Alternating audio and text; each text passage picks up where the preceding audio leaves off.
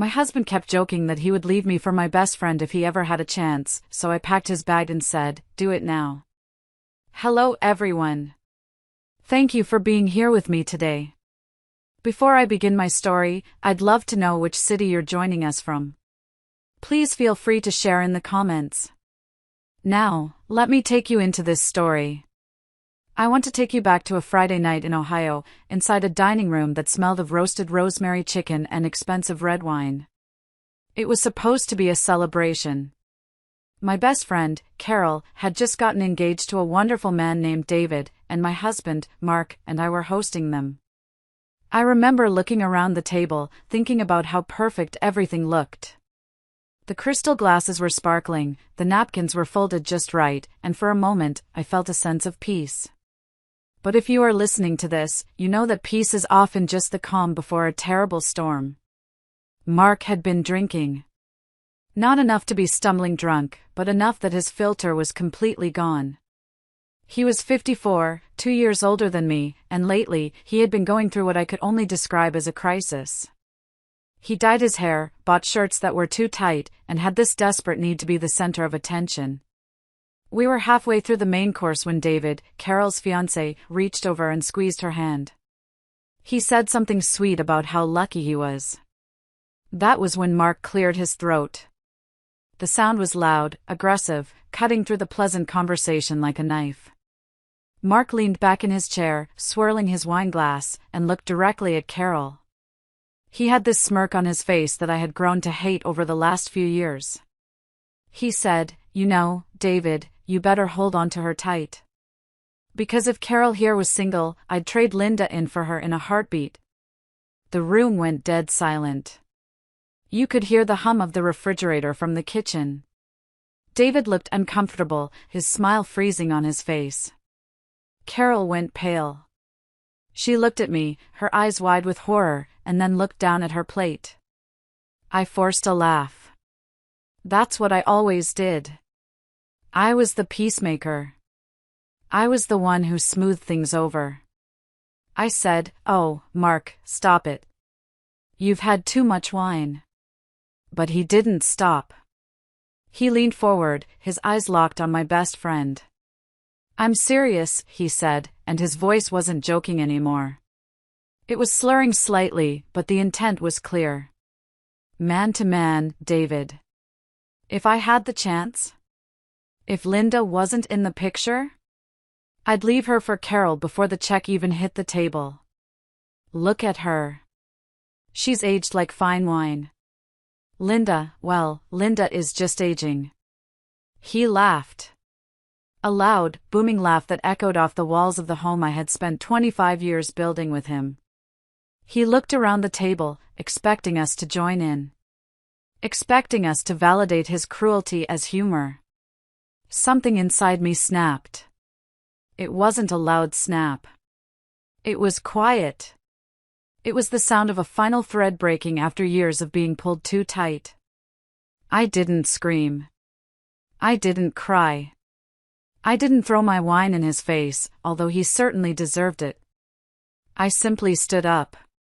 My chair scraped against the hardwood floor, a harsh sound in the silent room. "Linda?" Mark asked, looking confused. "Where are you going? Can't take a joke?" I didn't answer him. I walked out of the dining room, down the hallway, and into our bedroom. My heart was pounding so hard I could feel it in my throat, but my hands were steady.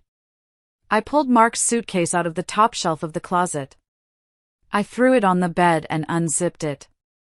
I walked to his dresser. I grabbed handfuls of his underwear, his socks, his t-shirts. I didn't fold them.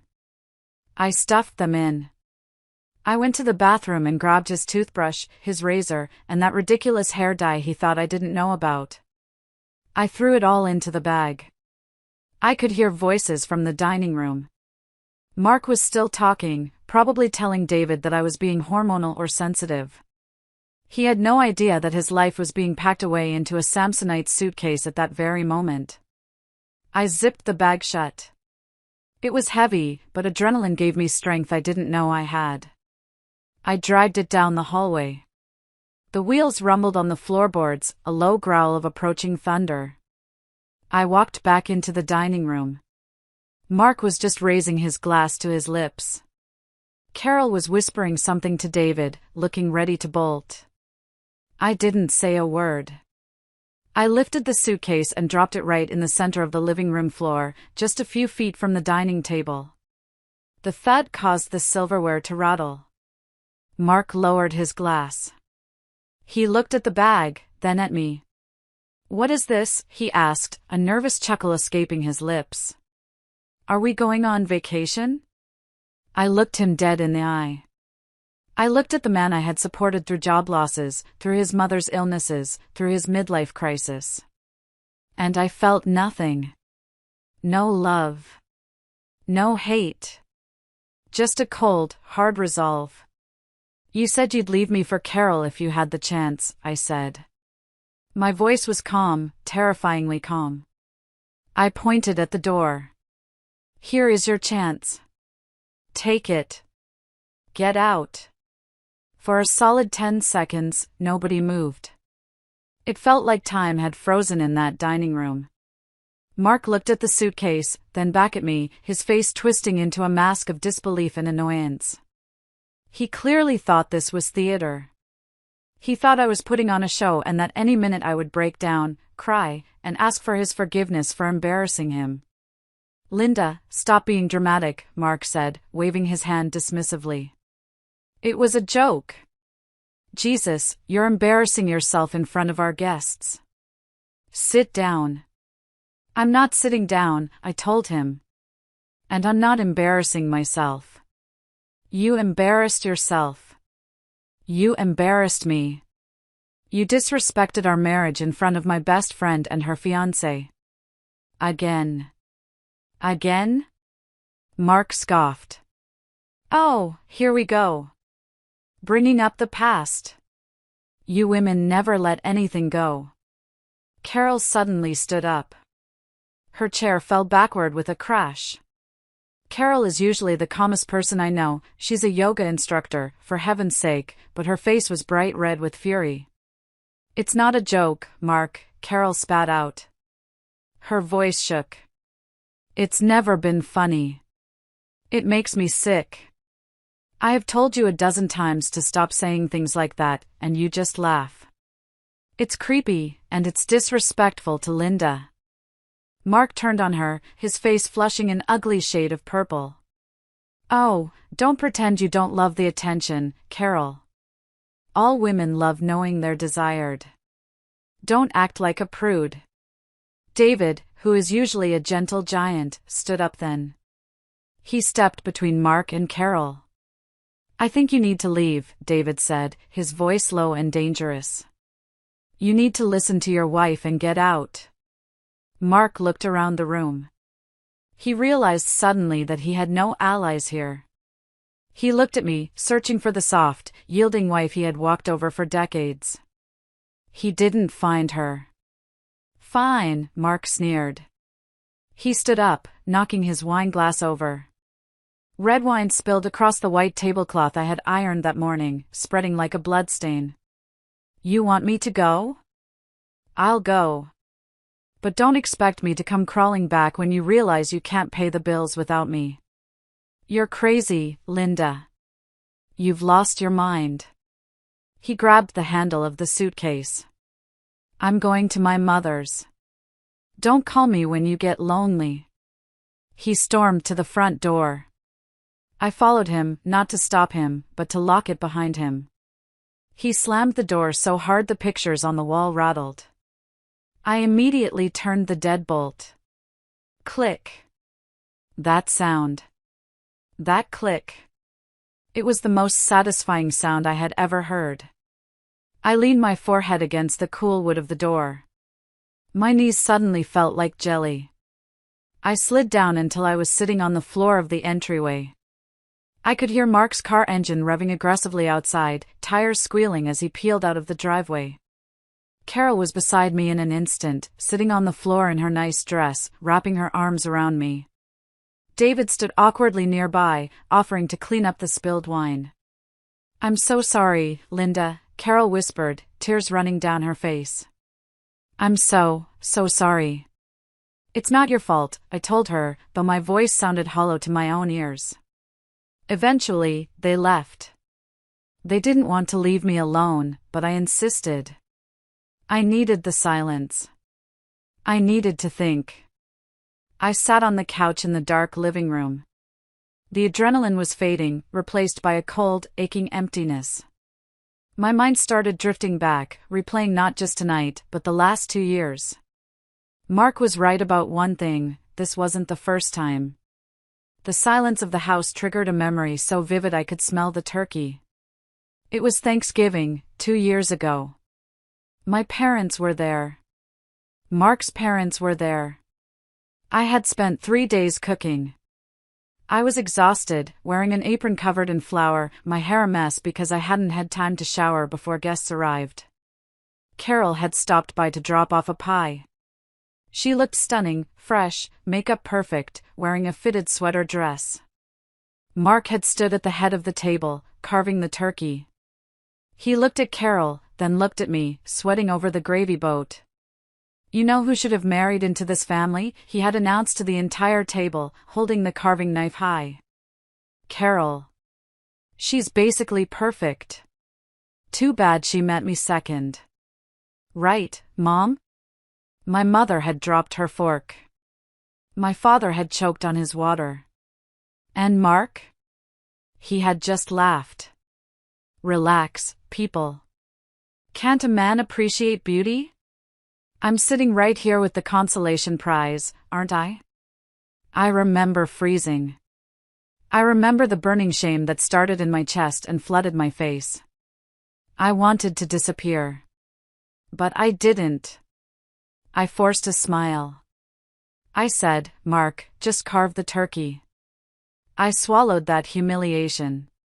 Just like I swallowed the comment at my birthday party. Just like I swallowed the jokes at the neighborhood barbecue. Sitting there in the dark, I realized that tonight wasn't a sudden explosion. It was the inevitable eruption of a volcano that had been building pressure for years. That night, sleep was impossible. I lay in the middle of our king-sized bed, staring at the ceiling fan cutting through the shadows. The empty space beside me didn't feel lonely, it felt spacious. For the first time in years, I wasn't shrinking myself to make room for Mark's ego. My mind kept churning, digging up memories I had buried deep down to keep the peace. It wasn't just the public jokes. It was the quiet, subtle cuts that happened within the four walls of our home.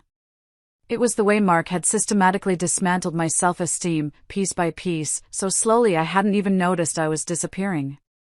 I remembered a Tuesday evening last month. I had just come home from work. I'm a senior accountant, and tax season was approaching, so I was pulling 10-hour days. I was exhausted, my feet were swollen, and I was still wearing my work suit. I walked into the kitchen to start dinner, and Mark was sitting at the counter, scrolling on his phone. He didn't ask about my day. He didn't ask about the promotion I was gunning for. He just looked up, scanned my outfit, and smirked. You know, he said, tapping his screen. I saw Carol at the gym today. She was wearing these yoga pants, man. She puts in the work. You should ask her for her routine. You've been looking a little tired lately. Frumpy. I'm working 50 hours a week, Mark, I had snapped, opening the fridge. I'm tired because I'm paying our mortgage. Always about the money with you, he rolled his eyes. Carol works, too. She manages to keep it tight. I'm just saying, Linda. A man has needs. Visual needs. You used to try harder. I remember standing there, holding a bag of carrots, feeling tears prick my eyes. I felt ugly. I felt old. And worst of all, I felt like he was right. He made me feel like my value was solely determined by how well I compared to my best friend. It wasn't just looks. It was everything. If I made a roast, he'd say, "It's good, but remember that brisket Carol made last summer?" That melted in your mouth. This is a little dry. If I bought a new dress, he'd say, nice. But I think bright colors suit Carol better. You should stick to neutrals. They hide your areas. He pitted us against each other constantly. But the twisted part was, he did it in a way that made me feel guilty for being jealous. If I complained, I was insecure. If I got angry, I was crazy. I thought about the finances. That was the biggest irony of all. Mark hadn't held a steady job in 4 years. He called himself a consultant, which mostly meant he sat in his home office playing video games and making occasional phone calls. I paid the electric bill. I paid for the groceries. I paid for his car insurance. Yet, he acted like he was the prize. He acted like he was doing me a favor by staying married to me. There was one memory that made my blood run cold as I lay there. About 3 months ago, Mark had been complaining about money. He wanted a new set of golf clubs. I told him we couldn't afford it because we needed to fix the roof. You're so cheap, Linda, he had sneered. You have no vision. You know, Carol's fiancé just bought her a diamond necklace. Must be nice to be with a man who appreciates you. Or maybe it's just that Carol is the kind of woman who inspires generosity. You inspire budgeting. I had internalized that. I had actually sat down that night and looked at our budget, trying to see if I could squeeze out enough for his golf clubs, just to prove I wasn't cheap, just to prove I could be as inspiring as Carol. God, I had been so stupid. I sat up in bed, the realization hitting me like a physical blow. He wasn't just joking. He wasn't just a bad comedian. He was mean. He was deliberately cruel. He used Carol as a weapon to keep me insecure, to keep me off balance, so I would work harder to please him. He made me grateful that he stayed, while telling me every day that he wanted to leave. I looked at the nightstand. There was a framed photo of us from 10 years ago. I picked it up. I looked at my younger self, smiling, unaware of the years of manipulation ahead. I looked at Mark's arm around me, looking possessive, not loving. I opened the drawer and dropped the photo inside, face down. I didn't want to see his face. The sun was starting to come up. The gray light of dawn was filtering through the curtains. I hadn't slept a wink, but I didn't feel tired. I felt a strange, buzzing energy. I wasn't just sad anymore. I was angry. And I knew that when the sun fully rose, I had work to do. Because Mark thought this was just a fight. He thought he would stay at his mother's for a few days, I would cool down, apologize, and beg him to come back. He had no idea that I wasn't cooling down. I was just getting started. The morning sun was barely hitting the kitchen table when a knock echoed through the silent house. It wasn't Mark, he still had his key, unfortunately, though I had put the chain on. I peeked through the blinds. It was my sister, Nancy. I opened the door, and Nancy didn't even say hello. She just marched in, holding 2 large coffees and a bag of bagels. Nancy is 3 years older than me, divorced twice, and has 0 tolerance for nonsense. She's the kind of woman who would bring a baseball bat to a knife fight. I got your text last night, she said, setting the coffee down. You finally kicked the leech out. It's about damn time. I brought breakfast and bail money, just in case you killed him. I didn't kill him, Nancy, I said, managing a weak smile. I just packed his bag. Good. Better, she nodded. But we need to change the locks today. I know how Mark works. He'll be back, trying to worm his way in. Before I could answer, there was another knock. Softer this time. It was Carol. Carol looked terrible. Her eyes were swollen red, she wasn't wearing makeup, and she was wearing sweatpants, a rare sight for her. She looked nervous to come in, standing on the doormat like she was afraid I would yell at her. Can I come in? She whispered. Get in here, Nancy said, pulling her inside. We're having a war council. We sat at the kitchen table. The silence was thick. Carol was wringing her hands, staring at her coffee cup. Linda, Carol started, her voice shaking. I have to show you something. I should have shown you months ago. I was scared. I didn't want you to think I was encouraging him. I didn't want to ruin your marriage. What is it? I asked, feeling a pit form in my stomach. Carol reached into her purse and pulled out her phone. She unlocked it, opened her messages, and slid the phone across the table to me. Read them, she said. Scroll up. I picked up the phone. The contact name was Mark, Linda's husband. I started reading. My hands began to tremble. It wasn't just the public jokes. It wasn't just the comments at dinner parties. This was a campaign. October 12th, 2:45 p.m., saw you jogging past the park. Those shorts should be illegal. Wish I was running behind you. October 15th, 11:30 p.m., Linda is asleep on the couch with her mouth open. Snoring. God, I wish I was talking to you instead. You're the only one who gets me. NOV02, 10 a.m., why are you with David? The guy is a bore. You need a real man. Someone who knows how to handle a woman like you. November 14th, 1:15 a.m., I can't stop thinking about you, Carol. It's torture being in this house. If you gave me one sign, just one, I'd leave all this. We could run away. I'm serious. There were dozens of them. Photos of him at the gym flexing. Links to songs with captions like thinking of you. I scrolled and scrolled. It went back 6 months. He sent these when I was at work, I whispered. He sent these while he was sitting next to me watching TV. I never replied to them, Carol said quickly, tears spilling over. Or if I did, it was to tell him to stop. Look. I looked. Carol's replies were short and cold. Mark, stop. This is inappropriate. You are drunk, go to sleep. I love Linda, don't ever say that to me again. But he didn't stop. He kept pushing. He kept harassing her. He told me last week that he was going to leave you anyway, Carol sobbed.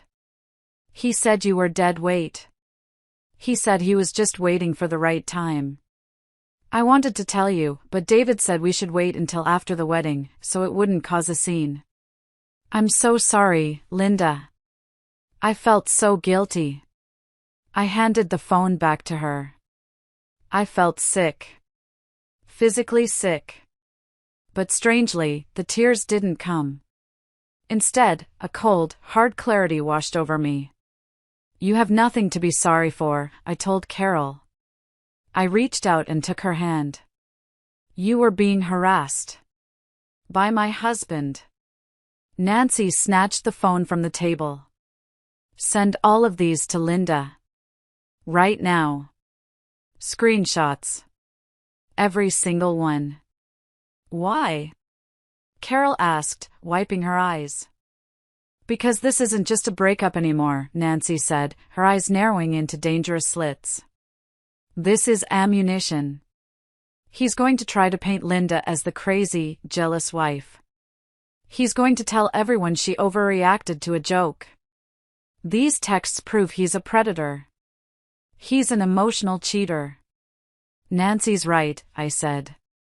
My voice sounded different to me. Stronger. Send them. I want everything. My phone buzzed on the table. It was a text from Mark. Mark, are you done with your little tantrum? I need my other shoes. I'm coming over around noon to get them. Don't lock the door. I looked at Nancy. Nancy looked at the text and smiled a smile that didn't reach her eyes. Oh, he's coming over? Nancy cracked her knuckles. Good. Let him come. But he's not getting in. I need to call a lawyer, I said, standing up. I need to know what my rights are before he gets here. I already have a name, Nancy said. Stevens. He's a shark. He handled my second divorce. He eats men like Mark for breakfast. I looked at the kitchen clock. It was 9 a.m. My life as I knew it was over.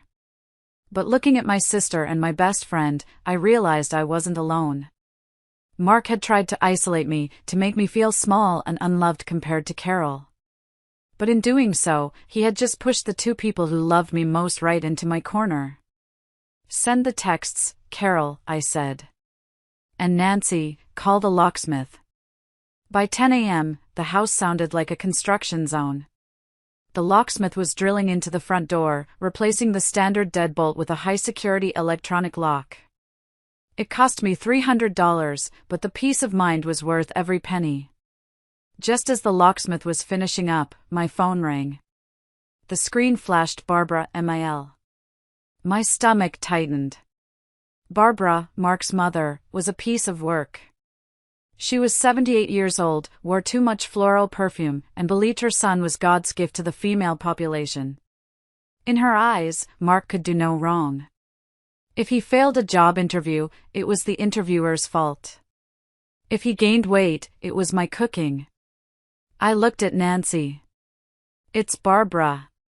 Put it on speaker, Nancy ordered, pouring herself a third cup of coffee. I need some entertainment. I took a deep breath and answered. Hello, Barbara. Linda. Her voice shrilled through the speaker. What on earth is going on? Mark is sitting here at my kitchen table, absolutely distraught. He says you threw him out on the street in the middle of the night like a dog. I didn't throw him out, I said calmly. I packed his bag and asked him to leave. There's a difference. Over a joke? Barbara scoffed. Really, Linda? He told me what happened. He made a little harmless comment at dinner, and you flew off the handle. You know how Mark is.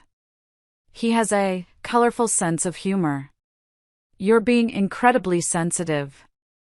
Men have needs to express themselves. Express themselves?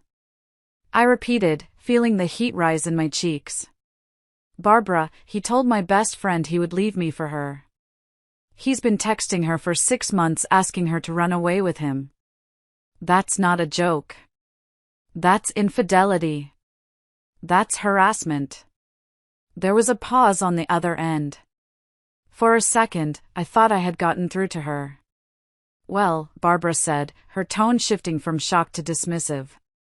Maybe if you took better care of yourself, he wouldn't be looking elsewhere. A man's eyes wander when he's not satisfied at home, Linda. You've been working so much lately, you're never home to cook for him, you've let yourself go. Honestly, can you blame him for noticing a younger, fitter woman? The air left the room. Nancy's jaw dropped. Carol put her hand over her mouth. I had heard Barbara make little digs before, but this? This was victim blaming at its finest. This was her telling me that I deserved to be emotionally abused because I worked hard to support her unemployed son. Something inside me hardened. The old Linda would have apologized.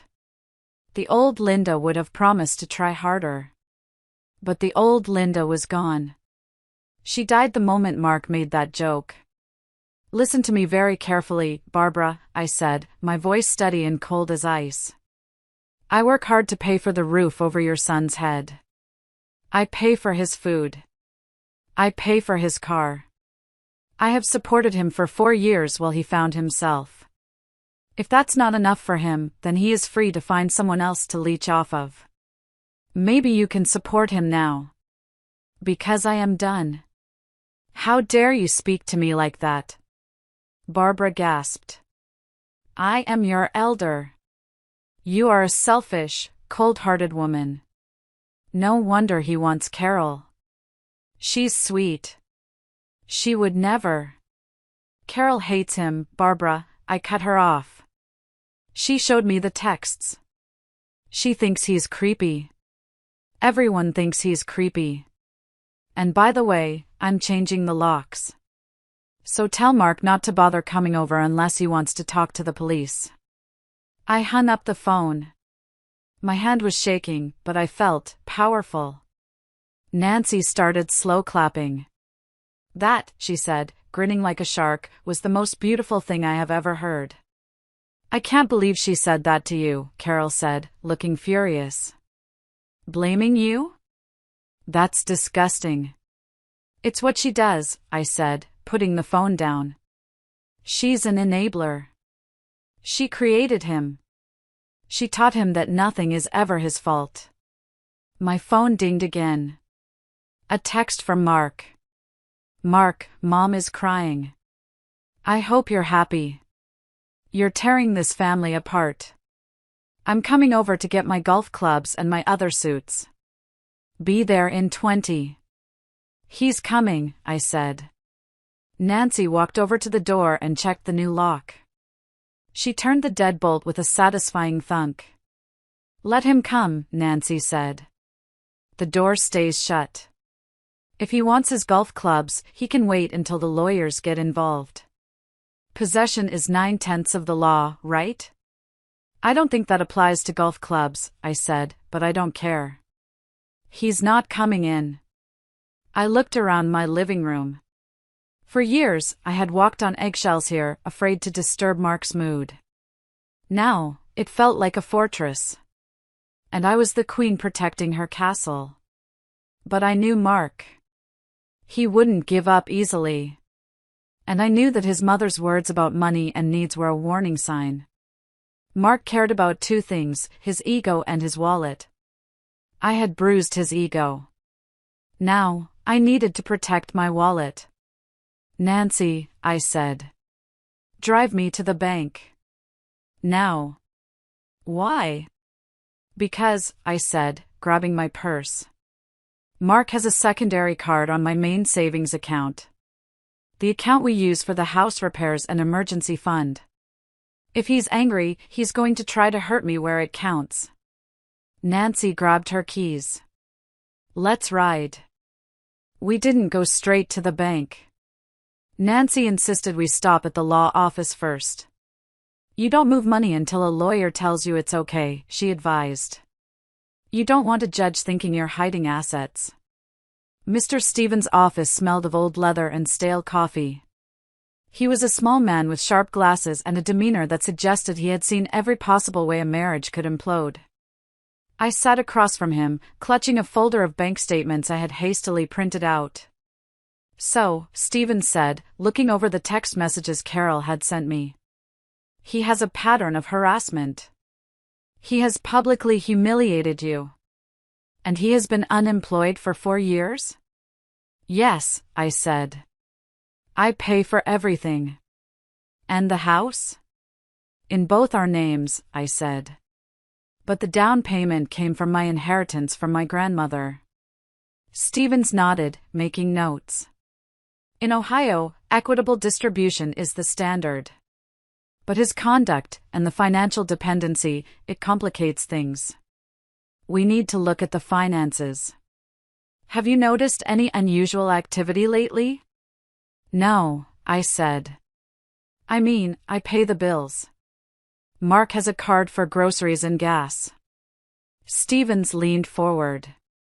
Linda, in my experience, when a man is stepping out, or trying to step out, money starts leaking. Check the statements. Now. I opened the folder. I had printed the last 3 months of our joint savings account, the rainy day fund. It was supposed to have about $40,000 in it. We had been saving for a new roof and eventually, retirement. I scanned the lines. My heart skipped a beat. September 12th, withdrawal $500. September 20th, withdrawal $800. October 4th, Diamond District Jewelers $2,500. I gasped. Wait. He spent $2,500 at a jewelry store in October? Did you get a necklace? Nancy asked dryly. No, I whispered. I got a blender for my birthday in October. I kept reading. October 15th, withdrawal $1,000. November 1st, cash advance $500. There were dozens of them. Small withdrawals. Cash advances. Dinners at steakhouses I had never been to. The balance, Stephen said. Look at the ending balance. I looked at the bottom of the page. Current balance, $12,450. He spent nearly $30,000, I said, my voice trembling. In 6 months? Where did it go? The jewelry store, Carol said softly. Remember I told you he said he wanted to impress women? He probably bought gifts. Not for me, but maybe for others? Or maybe he pawned it for cash. Or gambling, Nancy suggested. Or just burning it to feel like a big shot. I felt like the floor was falling out from under me. The betrayal of the text was one thing, that was emotional. But this? This was my labor. This was the hours I spent staring at spreadsheets until my eyes burned. This was the vacations I didn't take. This was the car I didn't upgrade. I had sacrificed my life to save that money for our future. And he had stolen it. He had stolen our future to fund his fantasy life. He's a thief, I said, anger replacing the shock. He's a thief, Mr. Stevens. He is a spouse using marital funds, Stevens corrected gently, though his eyes were hard. Technically, he has access. But this is dissipation of assets. He spent marital money on non-marital pursuits. We can argue that in court. We can try to get that deducted from his share of the house. Can I cut him off? I asked. Right now? You can't leave him with $0 for food, Stevens said. The court frowns on that. But you absolutely should protect what is left. Open a separate account in your name only. Transfer half of the remaining joint funds into it immediately. Cancel the credit cards that are in your name with him as an authorized user. If he has his own cards, let him rack up debt on them. That will be his problem. What about the retirement fund? I asked, panic rising. My 401k? He can't touch that without your signature, Stephen said. But in a divorce, he might be entitled to half of what accrued during the marriage. However, given the dissipation of the savings, we have leverage. We trade. He keeps his debt, you keep your retirement. We fight dirty if we have to. I stood up. I felt dizzy, but focused. I'm going to the bank, I said. I'm taking half of the $12,000 left. And I'm canceling every single card. Good, Stevens said. And Linda? When he finds out, and he will find out within the hour, do not engage. Do not argue. Tell him to call me. I walked out of that office with a mission. Mark had taken my love. He had taken my dignity. He had taken $30,000 of my hard-earned money. But he wasn't taking another cent. The bank manager, Mrs. Gable, knew me. She looked concerned when I marched in with Nancy flanking me like a bodyguard. I explained the situation briefly: separation, financial irregularities. She nodded sympathetically and helped me open a new individual checking account. We transferred exactly $6,225, half of the remaining balance, into my new account. I left the other half for Mark. I wasn't going to be the villain here. I was following the law. Then came the credit cards. Cancel the Visa ending in 4590, I said. Remove Mark as an authorized user on the Amex. Done and done, Mrs. Gable said. The cards are dead effective immediately. We walked out of the bank into the bright afternoon sun. I felt lighter. I checked my watch. It was 1 p.m. Mark usually went to lunch around now. He liked to go to this Italian place downtown, on my dime, apparently. I didn't have to wait long. 20 minutes later, my phone rang. Mark. I looked at Nancy. She nodded. Answer it. But remember, do not engage. Redirect to Stevens. I slid the bar to answer. Hello? UB*TCH. Mark's voice screamed into my ear. It was so loud Nancy could hear it from the passenger seat. You embarrassed me. I'm at Luigi's. The waiter just declined my card in front of everyone. In front of the guys. I removed you as an authorized user, Mark, I said calmly. The account is in my name. That is our money. That is my credit line, he shouted. How am I supposed to pay for lunch? How am I supposed to put gas in the car? You have $6,000 in the joint checking account, I said. Use your debit card. Or get a job. You're stealing from me, he sputtered. I'm going to call the police. You can't just cut me off. I didn't cut you off, I said. I secured my assets. You spent $30,000 from our savings in 6 months, Mark. I saw the statements. The jewelry store? The cash advances? Silence. Dead silence on the other end. The wind went right out of his sails. He didn't know I knew. Those were investments, he stammered, his voice dropping an octave. I was working on a business deal.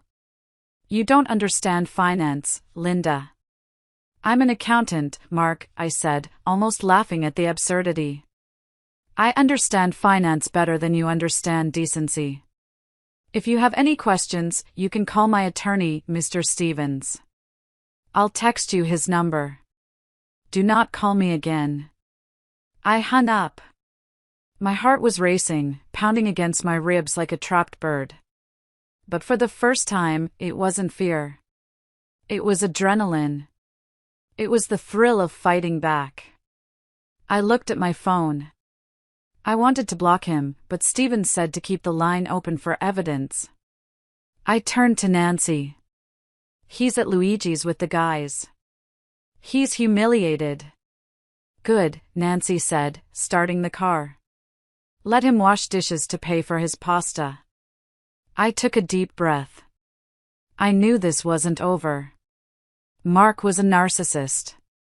Now that I had cut off his supply, both emotional and financial, he would escalate. He would try to hurt me. He would try to destroy my reputation. But I was ready. I have to pause here for a second. My hands are shaking just retelling this part. It's hard to explain the mixture of fear and absolute satisfaction I felt in that moment. Have you ever had to stand up to someone who held financial power over you? Or someone who made you feel like you owed them everything even when they were taking everything from you? If you are listening and you're on my side, please, do me a huge favor.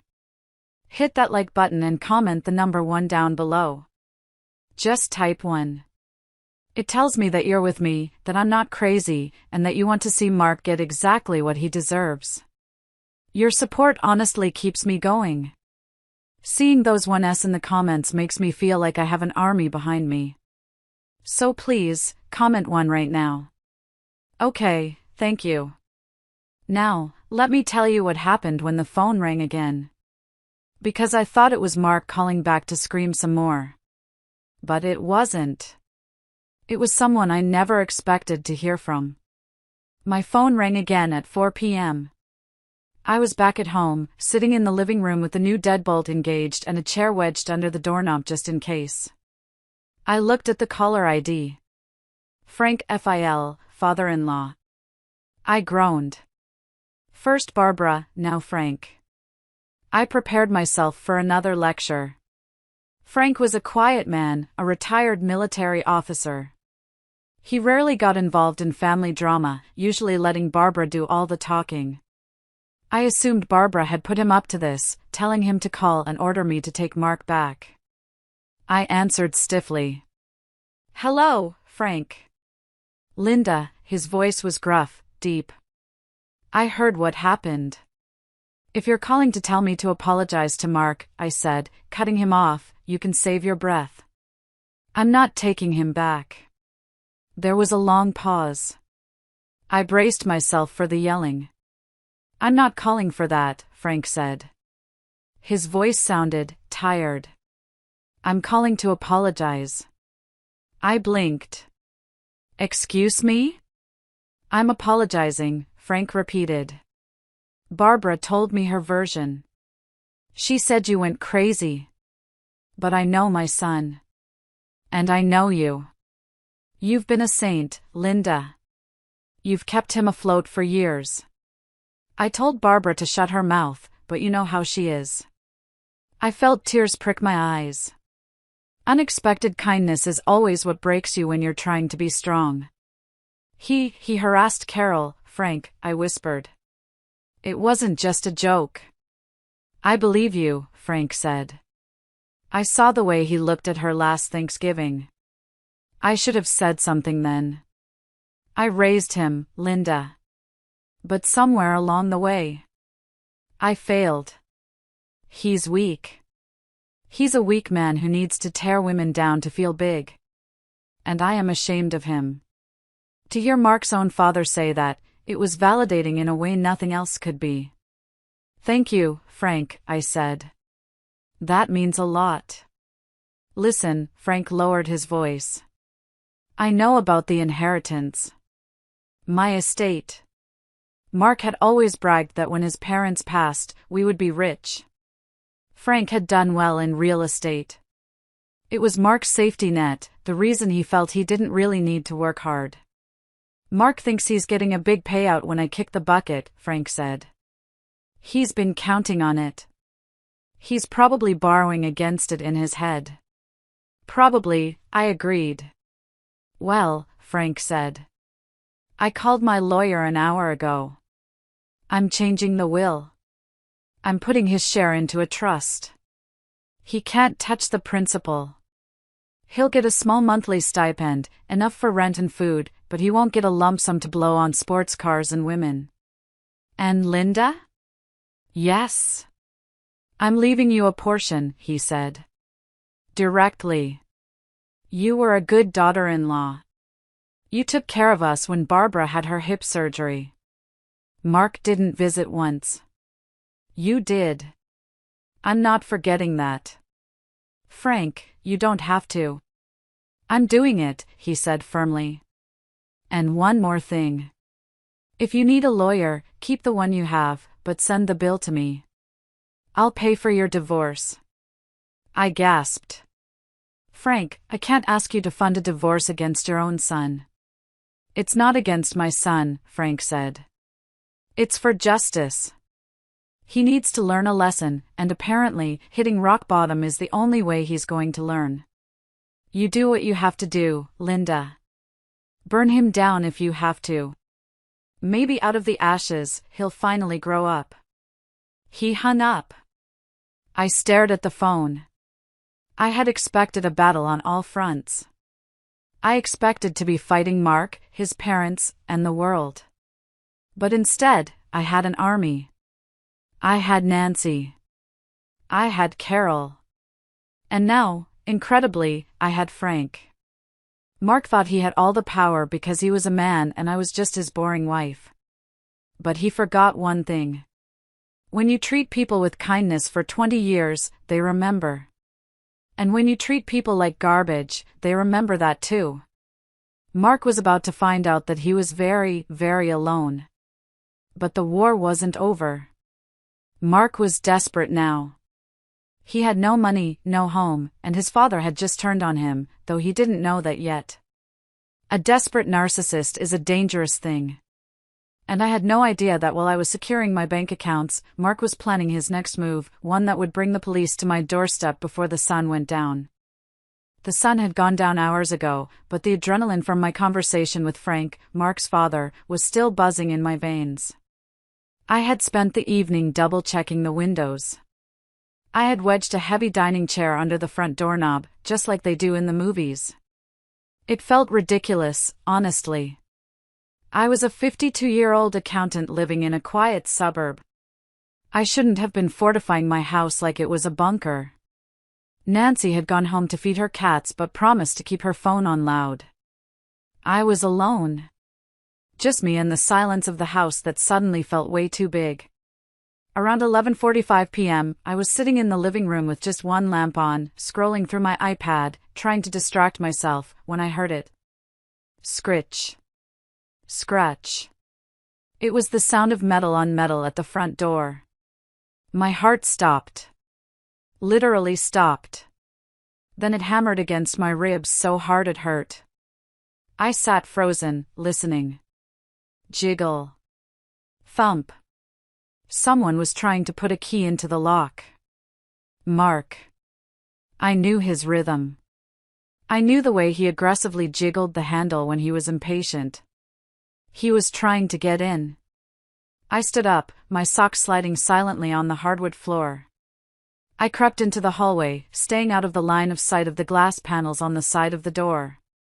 "Come on, you piece of junk," I heard him mutter. His voice was slurred.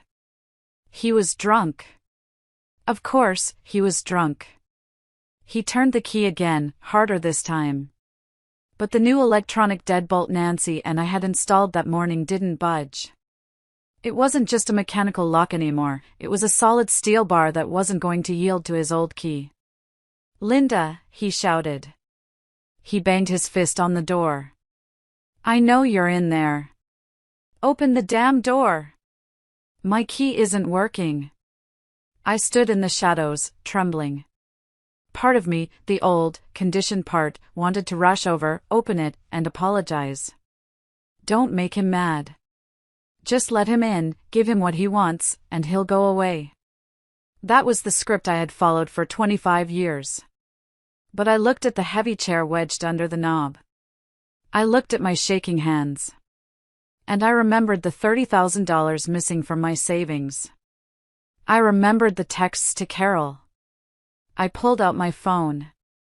I didn't call Nancy. I dialed 911. 911, what is your emergency? There is a man trying to break into my house, I whispered. He is intoxicated and aggressive. Do you know the man, ma'am? Yes, I said, my voice gaining strength. It's my estranged husband. He doesn't live here anymore. I have asked him to leave, and he is trying to force the door. Okay, officers are on the way. Is he armed? I don't think so. But he's angry. While I was on the phone, the banging got louder. Mark was kicking the door now. This is my house, he screamed. You can't lock me out of my own house, you crazy witch. I need my files. Open the door or I'm going to break a window. I moved into the kitchen, grabbing the biggest knife from the butcher block. Not because I intended to use it, but because I needed to hold onto something sharp to feel like I wasn't helpless. Blue and red lights flashed through the front window. Thank God. I peeked through the blinds. 2 police cars had pulled up. I saw Mark freeze. He was standing on the porch, his shirt untucked, looking disheveled and pathetic. I watched as 2 officers approached him. Mark immediately put his hands up, putting on his charming guy act. I could see him gesturing, pointing at the house, probably telling them I was the crazy one, that it was a misunderstanding. The dispatcher told me it was safe to open the door. I pulled the chair away and unlocked the deadbolt. I opened the door. The cool night air hit my face. Mark turned to look at me, his eyes full of venom. She changed the locks, officer. Mark shouted, pointing a shaking finger at me. That's illegal. You can't lock a man out of his marital home. One of the officers, a tall woman with a stern face, looked at me. Ma'am, is this your husband? He is, I said, crossing my arms. But he moved out yesterday. He took his belongings. He is here harassing me and threatening to break my windows. I do not feel safe. I just wanted my birth certificate. Mark lied. And my golf clubs. At midnight, the officer asked dryly, "Sir, you're intoxicated. You need to leave." "I'm not leaving until I get my stuff." Mark lunged toward the door. The officers were on him in a second. They didn't arrest him, but they physically blocked him, pushing him back toward the driveway. "Sir, you are trespassing at this point," the officer said. "This is a civil matter. If you want your property, you go through lawyers. If you step foot on this porch again tonight, you will be arrested for disturbing the peace. Do you understand?" Mark looked at the cops, then at me. He looked like a cornered rat. "Fine," he spat. "Fine. Keep the house. Keep the garbage. You'll be hearing from my lawyer, Linda. You're going to regret this." "I haven't regretted anything since yesterday," I said loudly enough for him to hear. I watched them escort him to his car, which, thankfully, they didn't let him drive. They made him call a cab. I stood in the doorway, wrapped in my cardigan, watching the taxi taillights fade down the street. I closed the door. I locked it. I put the chair back. I went into the kitchen and put the knife back in the block. My hands were still shaking, but the fear was shifting into something else. Mark had just shown me exactly who he was. He wasn't a partner. He was an intruder. And tonight, for the first time in my life, I had defended my territory. The next morning, the silence of the house was replaced by the incessant buzzing of my phone. It started around 7 a.m. and didn't stop. I picked it up, expecting texts from Mark. Instead, it was notifications from Facebook. Susan commented on a post you're tagged in.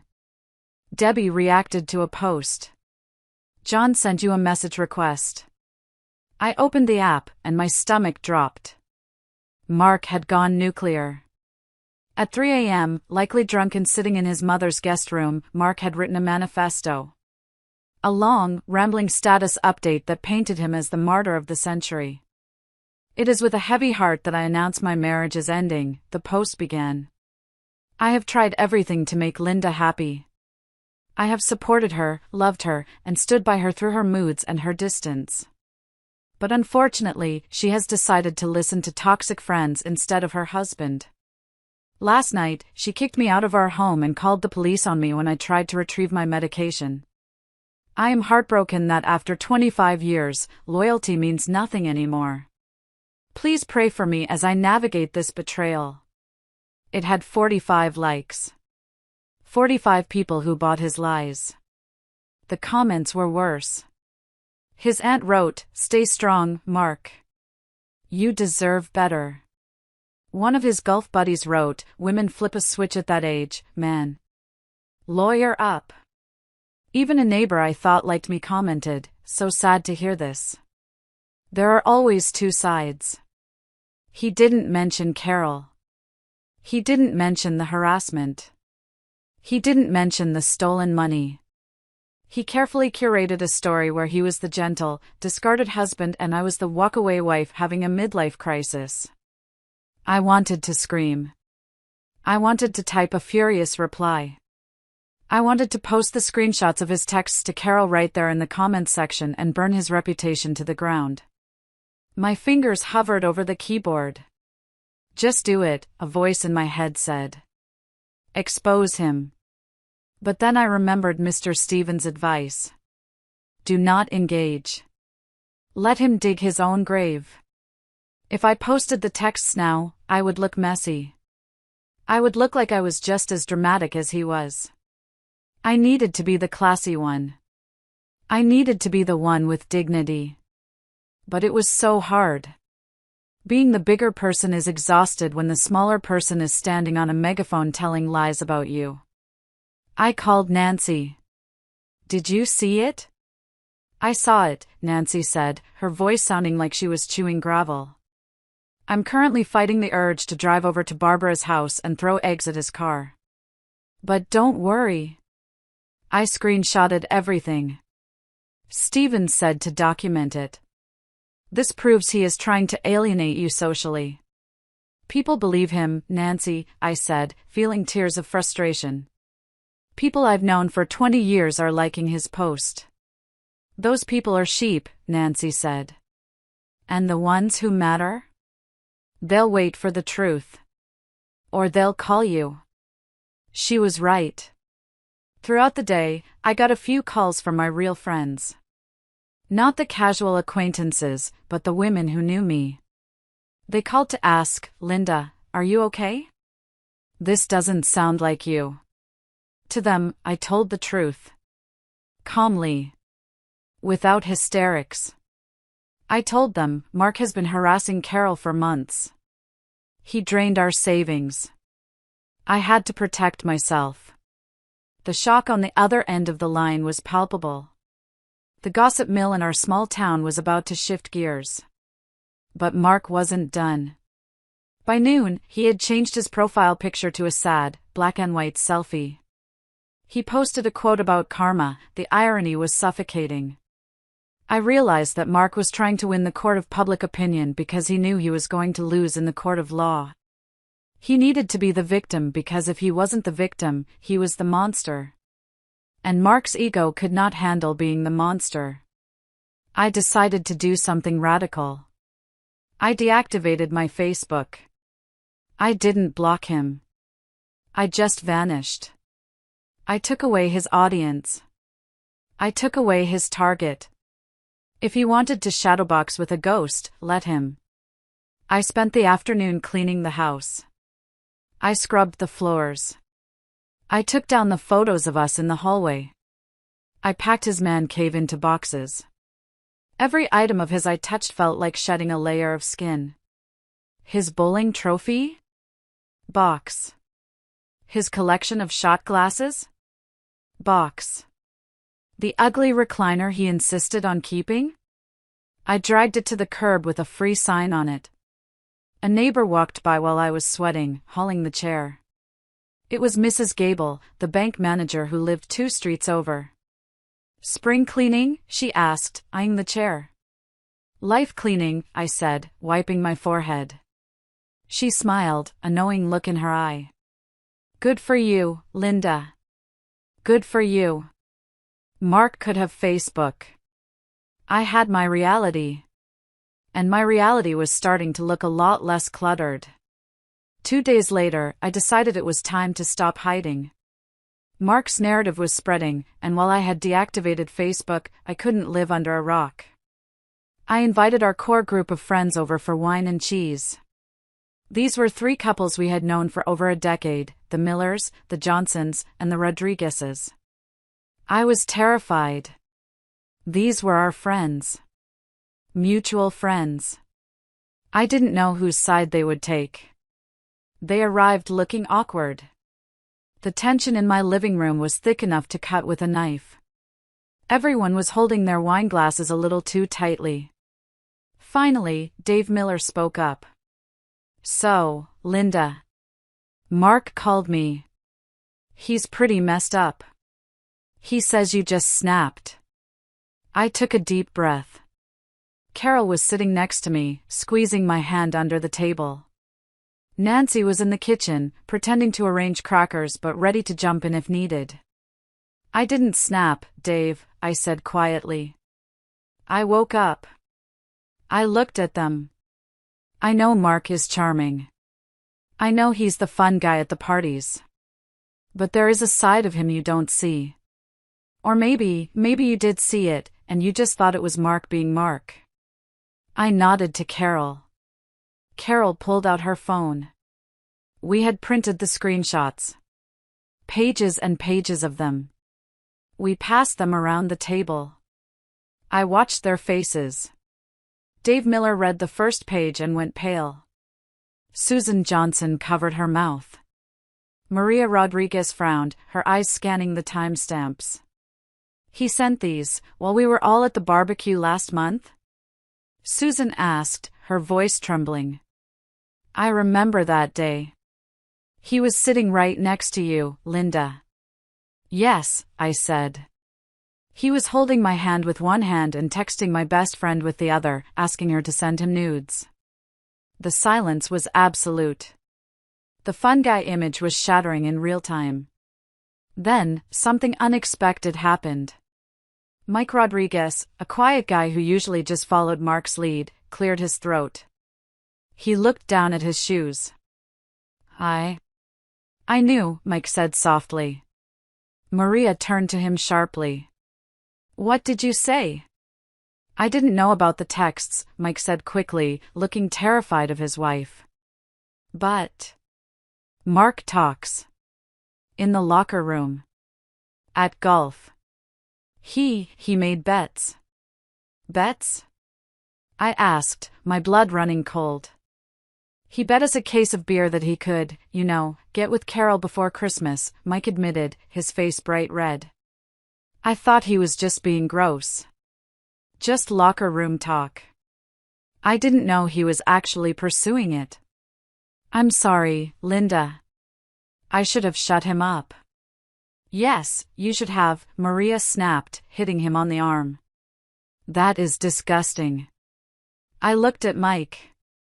I felt a wave of nausea, but also relief. Thank you for telling the truth, Mike. The dynamic in the room shifted instantly.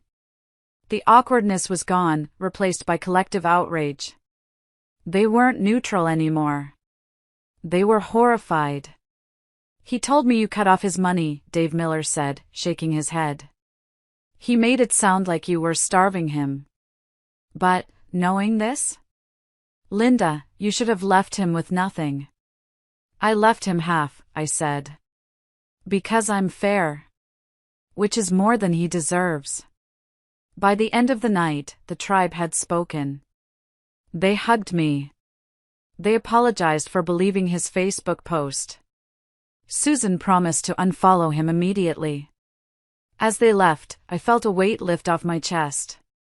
Mark's greatest weapon was his charm, his ability to manipulate people into thinking he was the good guy. But the truth is a powerful thing. Once people see the monster behind the mask, they can't unsee it. I closed the door and leaned against it. I had my friends back. I had my dignity back. But I still had one more box to pack. The stuff from the very back of Mark's closet. The stuff he hadn't touched in years. Or so I thought. The weekend before the first mediation session, I decided to finish purging the house. I wanted every trace of Mark gone before I had to sit across a table from him and negotiate the end of our lives. I was in the master bedroom, tackling the top shelf of the closet. This was the junk shelf, old shoeboxes, tax returns from 1998, tangled Christmas lights. I pulled down a dusty Nike shoebox that was taped shut. I assumed it was old baseball cards or maybe receipts. I sat on the bed and peeled off the yellowing Scotch tape. Inside, there were no baseball cards. There was a stack of photos and a small, black moleskine notebook. I picked up the photos first. They were printed on regular paper, grainy and zoomed in. My brow furrowed. They looked like candid shots. I shuffled through them. Carol walking her dog. Carol getting into her car at the grocery store. Carol stretching on her yoga mat in the park. These weren't photos Mark had taken while we were hanging out. These were photos taken from a distance. From inside a car. Through a window. My breath caught in my throat. I dropped the photos on the duvet as if they burned me. I picked up the black notebook.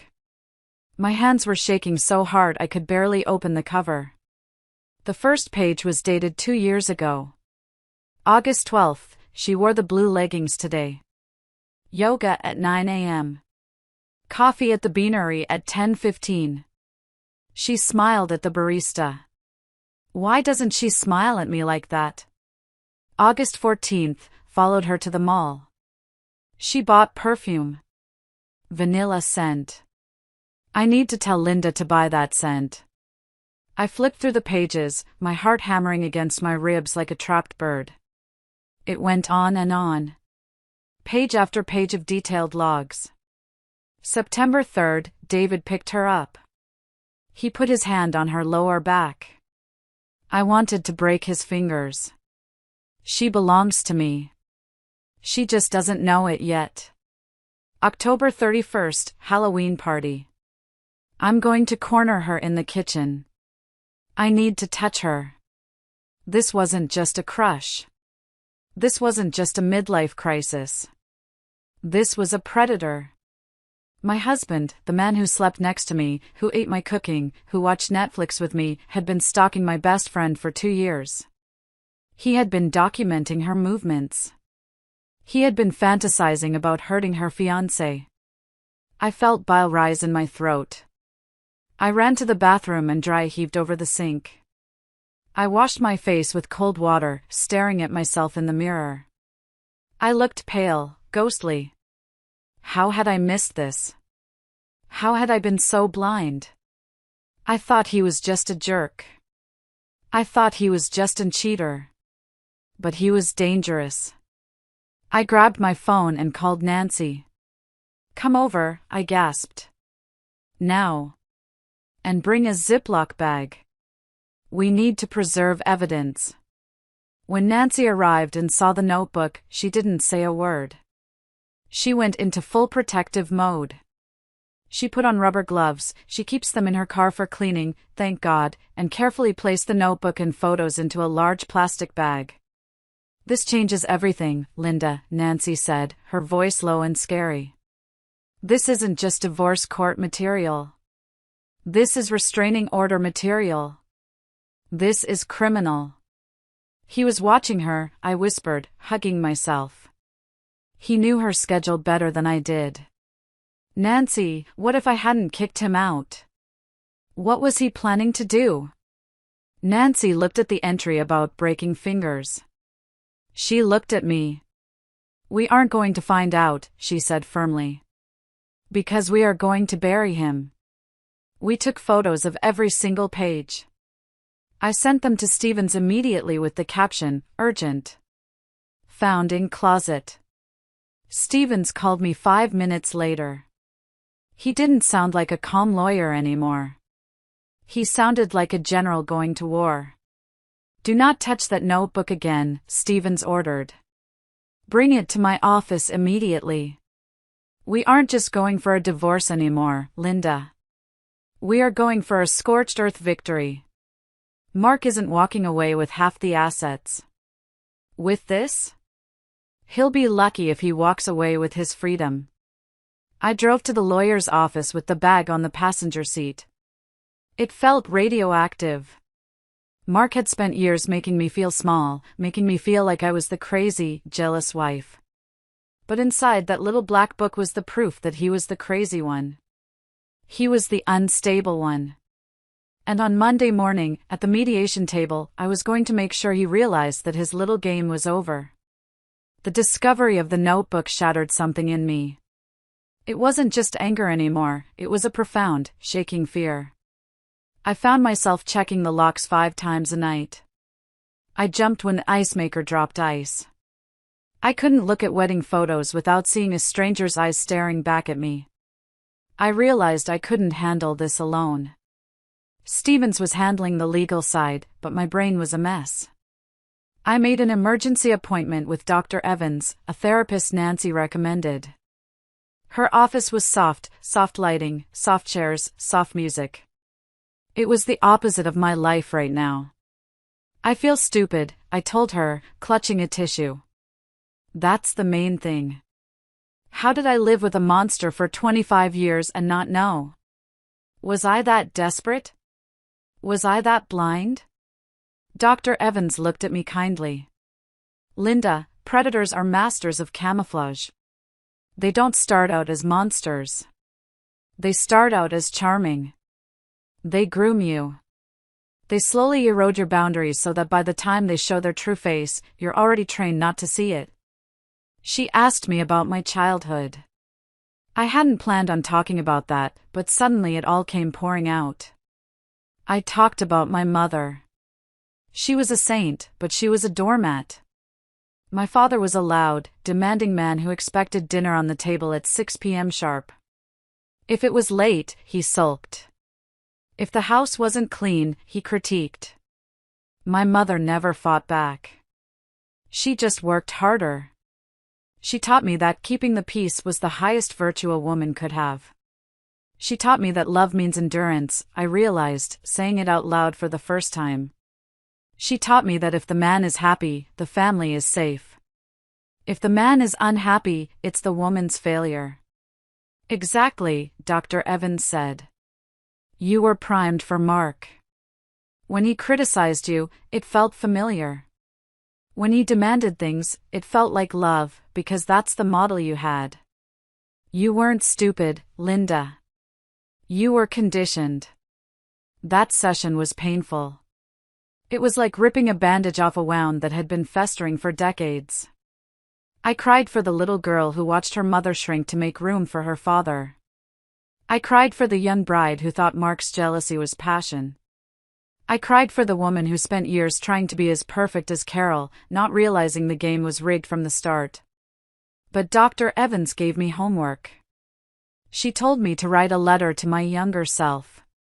Not a letter of blame, but a letter of protection. I went home that night and sat at my kitchen table. Dear Linda, I wrote. You are not a failure because he couldn't love you. You are not broken because he tried to break you. You stayed because you have a big heart. You stayed because you value commitment. Those are beautiful things. But he weaponized your virtues against you. It is not your job to fix him. It is not your job to save him. It is your job to save yourself. Writing that letter changed something in me. The shame began to evaporate. I realized that Mark's behavior wasn't a reflection of my worth, it was a reflection of his sickness. I wasn't a victim anymore. I was a survivor. I called Carol that night. We hadn't talked much about the notebook because I knew she was terrified. How are you holding up? I asked. David is installing cameras, Carol said, her voice tight. We're changing our route to the gym. Linda. I'm scared. Don't be, I said, feeling a surge of fierce protectiveness. Because on Monday, we are going to end this. Stevens has the book. Mark is going to be so busy dealing with the legal fallout, he won't have time to look in your direction ever again. You sound different, Carol said. I am different, I replied. I'm done keeping the peace. I'm ready to start a war. Monday morning arrived with gray skies and rain. It fit the mood perfectly. I put on my best suit, a navy blue one that Mark always said was too masculine. I put on red lipstick. Nancy picked me up. Ready to skin a cat? She asked. Let's go, I said. We drove to the mediation center. My stomach was doing flip-flops, but my hands were steady. I had the truth on my side.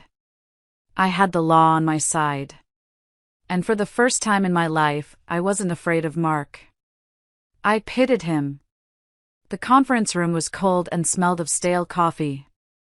On one side of the long mahogany table sat Mark and his lawyer, a slick-looking guy named Mr. Vance who wore a suit that cost more than my car. On my side, it was me and Stevens. Mark looked terrible. He was trying to hide it, but I saw the dark circles under his eyes. His fake tan was fading, leaving him looking sallow. He was wearing his power suit, but it hung a little loose on him. When I walked in, Mark didn't look at me. He stared at his notepad, clicking his pen aggressively. Click. Click. Click. It used to make me nervous. Now it just annoyed me. Let's begin, the mediator said. Mr. Vance started immediately. He was aggressive, loud, and condescending. My client has been wrongfully evicted from his marital home, Vance stated, sliding a stack of papers across the table. He has suffered emotional distress and reputational damage due to Ms. Linda's slanderous claims. We are asking for 60% of the marital assets, spousal support of $2,000 a month for 5 years to allow my client to re-establish himself, and full ownership of the 2019 Lexus. I almost laughed. Spousal support? For him? Stephen sat calmly, his hands folded. He let Vance finish his speech. He let Mark smirk, thinking he was winning. Are you finished? Stevens asked politely. We are, Vance said, leaning back. Unless your client wants to settle now and save everyone the embarrassment. Oh, we want to settle, Stevens said. He reached into his briefcase. The sound of the latch clicking echoed in the room. He pulled out a thick binder. Then, he pulled out a clear plastic bag containing the black moleskine notebook. I saw Mark's eyes flick to the bag. His face went from smug to sheet white in a nanosecond. He stopped clicking his pen. What is that? Vance asked, frowning. This, Stevens said, is Exhibit A. It is a stalking log kept by your client, detailing the movements, clothing, and daily activities of Ms. Linda's best friend, Carol, over a period of 2 years. Stevens opened the binder.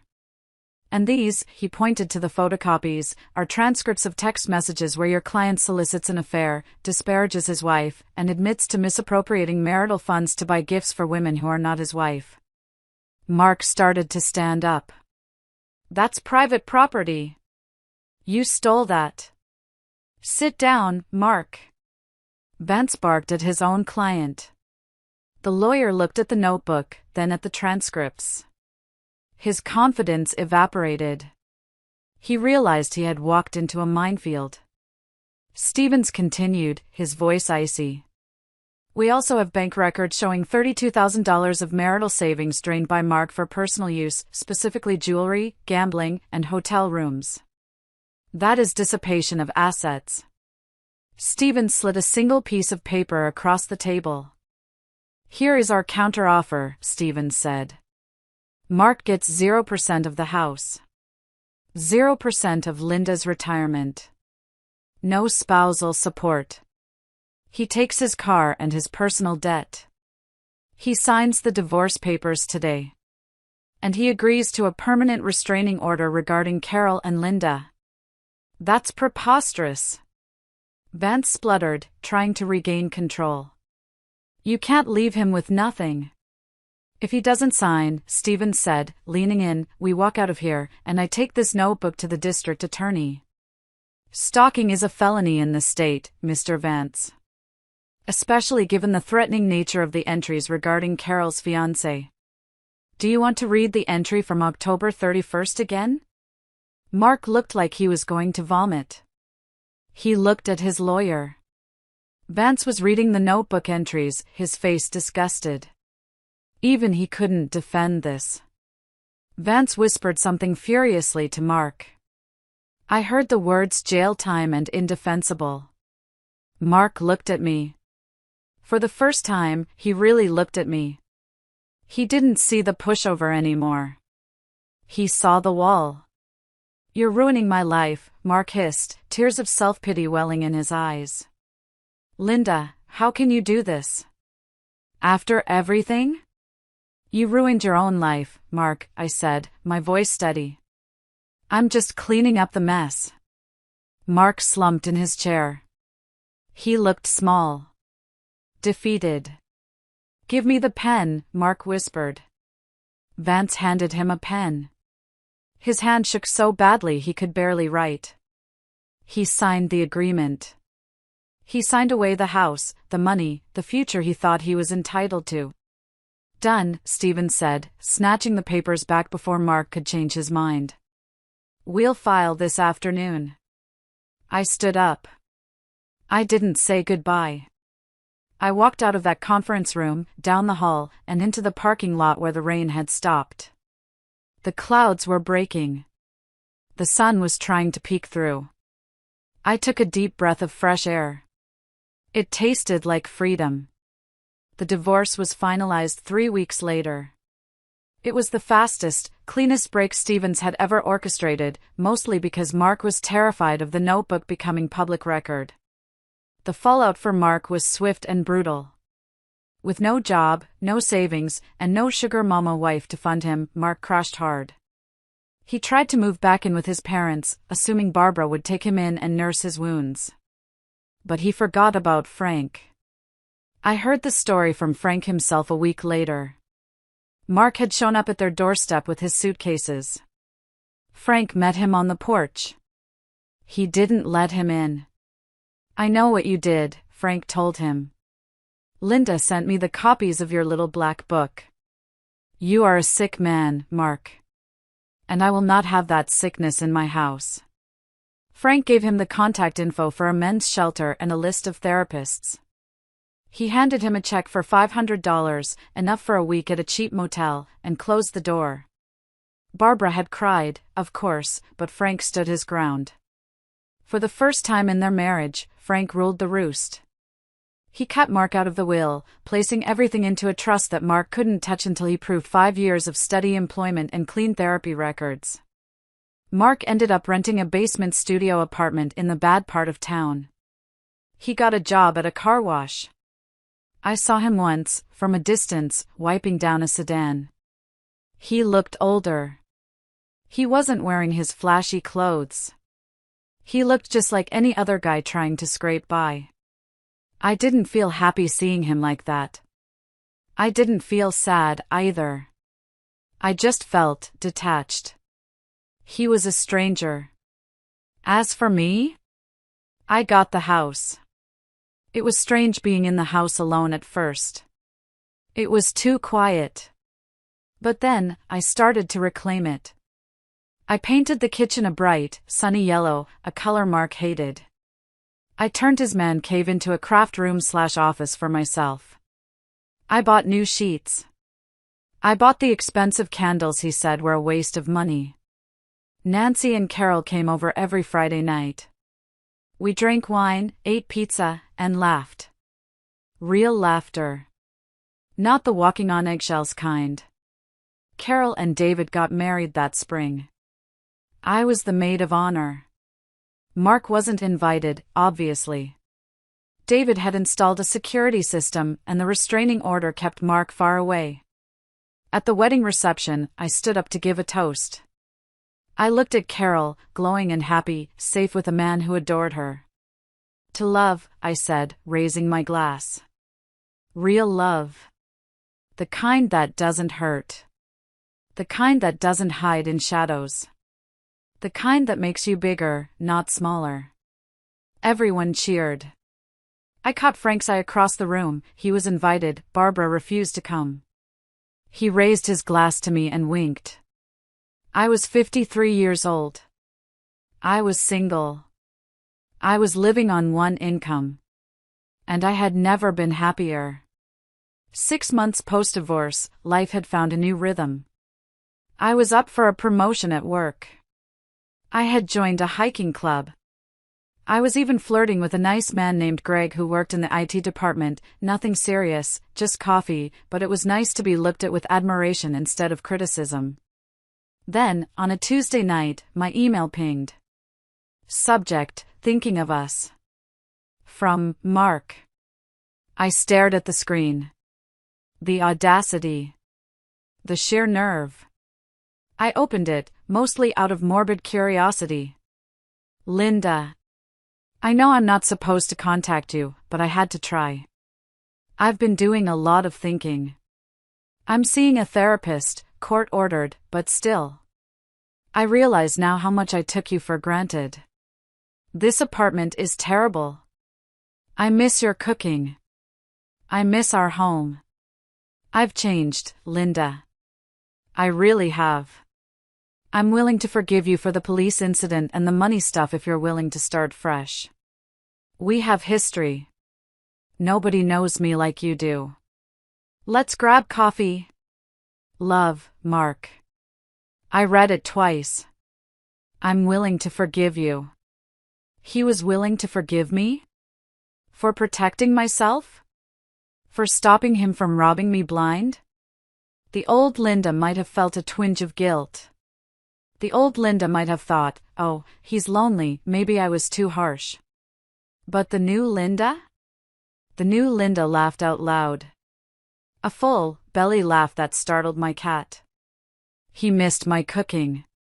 He missed the house. He didn't miss me. He missed the maid. He missed the ATM. He missed the audience for his ego. He hadn't changed at all. He was just looking for a new host to latch onto. I didn't type a reply. I didn't draft a scathing email detailing his narcissism. He didn't deserve my words. He didn't deserve my energy. I moved my mouse to the top of the screen. I clicked block sender. Then, I went to my phone and blocked his number again, just to be safe. I poured myself a glass of wine and went out to my back porch. The sun was setting, painting the sky in purples and oranges. I took a sip of wine and toasted the sunset. Goodbye, Mark, I whispered to the wind. For good. Closing that chapter didn't feel like an ending anymore. It felt like I had just finished the prologue of my life, and the real story was finally beginning. To celebrate the 1-year anniversary of the suitcase incident, Nancy suggested we go on a trip. Somewhere Mark would never go, she said. Somewhere expensive. Somewhere with cabana boys. Turks and Caicos, I said immediately. Mark hated the beach because he hated sand, it gets everywhere, and he hated spending money on hotels. We booked it. First class. The moment we stepped off the plane, the humidity hit me like a warm hug. The water was a color of blue I didn't think existed in nature. For 7 days, Nancy and I lived like queens. We drank mojitos at noon. We got massages on the beach. We ate lobster until we were sick of it. On the 3rd day, I was lying on a lounge chair, listening to the waves crash. I had brought a book, but I wasn't reading. I was looking at the horizon. I started thinking about money. For years, Mark had told me we were broke. He made me panic over every grocery bill. Yet, here I was, on a luxury vacation, paying for it with my own salary, and my bank account was growing. Without his drain on my finances, without his secret spending, his bad investments, his need for toys, I was actually wealthy. I wasn't rich, but I was comfortable. I could afford this. The poverty mindset he had trapped me in was a lie. Just like everything else. What are you smiling about? Nancy asked, adjusting her sunglasses. I'm realizing I'm rich, I laughed.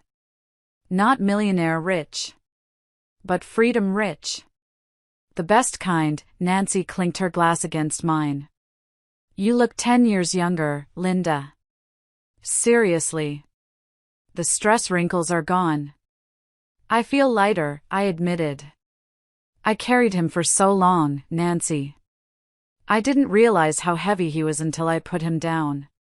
That night, we went to a local bar where a live band was playing salsa music. A handsome older man asked me to dance. I don't know how, I said, blushing. I'll teach you, he smiled. And I danced. I spun around on the dance floor, my dress twirling, sweating, laughing, messing up the steps and not caring. For 25 years, I had been the boring one. The responsible one. The one who sat and watched the bags while Mark had fun. But that night, spinning under the Caribbean stars, I realized I wasn't boring. I had just been bored. Bored of his drama. Bored of his cruelty. I was alive. And I had a lot of living left to do. It's been exactly 18 months since I packed that bag. I'm sitting in my newly painted kitchen, drinking coffee out of a mug that says Boss Lady, a gift from Carol. Mark is still in his basement apartment, as far as I know. Frank tells me he's working at a hardware store now. He's dating a woman who is 20 years younger than him, and apparently, they fight constantly. I wish her luck. She's going to need it. Or maybe she'll figure it out faster than I did. Carol and David are expecting their first baby. I'm going to be the honorary auntie. Nancy is still Nancy. She's currently dating a retired firefighter who treats her like gold. And me? I'm happy. It's a quiet happiness. It's not the roller coaster of highs and lows I had with Mark. It's steady. It's mine. I look back at the woman I was at that dinner party, scared, humiliated, trying to make everyone else comfortable at the expense of her own soul, and I want to hug her. I want to tell her, it's going to be okay. You are stronger than you think. And he is weaker than he looks. If there is anyone listening to this story right now who feels stuck, anyone who is sitting in a marriage feeling small, feeling crazy, feeling like you're walking on eggshells, please listen to me. The fear of leaving is worse than the reality of leaving. Mark made me believe I couldn't survive without him. He made me believe I was unlovable, incompetent, and old. He was projecting. He was the one who couldn't survive. He was the incompetent one. You have power you don't even know about. You have a voice you haven't used in years. Find it. Use it. If your husband jokes about leaving you, let him. Open the door. Pack the bag. Don't wait for the notebook in the closet. Don't wait for the drained bank account. Trust your gut. If it hurts, it's not love. If it humbles you, it's not partnership. I lost a husband, yes. But I gained a life. And let me tell you, the trade was worth it. My name is Linda. I am 53 years old. I am divorced. And I am finally, wonderfully, free. Thank you so much for listening to my story. It wasn't easy to share, but I hope it helps even one person out there realize their worth. If you enjoyed this story, or if you've ever had to stand up for yourself against someone toxic, please hit that like button. It really helps the channel. And share this video with a friend who might need to hear it. Also, I want to hear from you. Have you ever found evidence that changed everything? Or have you ever had a flying monkey like my mother-in-law try to guilt trip you? Tell me your story in the comments. I read every single one. Don't forget to subscribe for more stories. Stay strong, ladies. You've got this. And so, Linda's journey reminds us of one profound truth: self-worth is not defined by how others see us, but by how we choose to see ourselves. Her story is a testament to the quiet strength that lives within us all, waiting to rise when we stop tolerating what diminishes us. It teaches us that love should never come at the cost of our dignity, and that true courage is found in the moments we stand up, not just for our survival, but for our happiness. Life often tests us in ways we don't expect, but adversity has a way of revealing the resilience we didn't know we had. Linda's decision to reclaim her life wasn't just about leaving behind a toxic relationship, it was about rediscovering her voice, her value, and her power. Her story encourages us to trust our instincts, to set boundaries, and to never settle for anything less than respect and kindness. What about you? Have you ever faced a moment where you had to choose yourself over someone else's comfort? Share your thoughts in the comments, or simply type good if this story resonated with you. Remember, every step towards self-respect is a victory worth celebrating.